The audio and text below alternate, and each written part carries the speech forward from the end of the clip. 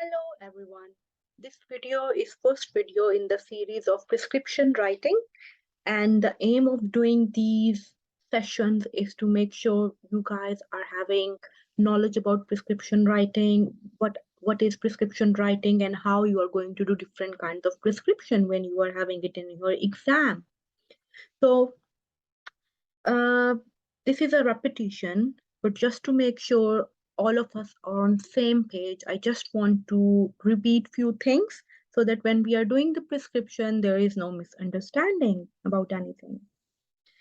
So we are going to cover premature rupture of membrane topic today. But before that, I just want to quickly revise these tips for you guys. So uh, when you're writing the prescription, it is very important to write it in block capitals with black ballpoint pen. Sometimes there are different kinds of ballpoint pens like blue and green, but it's important to pick the black one. And then you have to write essential details of the patient.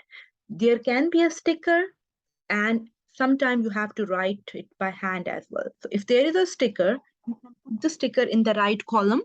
There is a blank prescription in our Let's Revise Together notes folder. You can use that one in order to practice your prescription writing stations. And if you open the blank prescription, you can see that on the very first page, you have essential details of the patient, like patient name, their NHS number, hospital number. And these information will be written down in your task. So from your task, you have to fill in these details. If there are stickers there, then you have to put the right sticker in right column. Next thing is that drug sensitivity. In your task, it's written. So if patient is allergic to any kind of drug, normally patients are penicillin allergic, or you can say macrolide allergic. So you are going to write it down in the column. I'm going to show you shortly what is the blank prescription and how you are going to fill in these details. And then when you are writing down the names of the drug, try to use generic names instead of brand names. Exception is when you are writing down insulins, so we prefer generic name. Similarly, when we are writing down inhalers, so we prefer their brand names. We have to write down the dose clearly. If you have not written it down clearly, then there is a high chance that somebody who is going to dispense the medication, they are going to give wrong dose of medication. So always write it clearly. When you're writing down the units, gram and milligram can be written as G and mg, but never write microgram as UG. There is a high chance of error in that. So always write it in full. Use numbers or figure to denote use of a sachet. For example, one of a commonly used one is Lexido.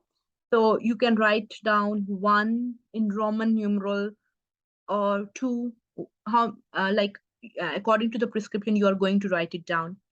And then in inhaled drugs, for example, steroids, in addition to stating 2 puffs as strength can vary. So write down the dose of inhaled steroid as well.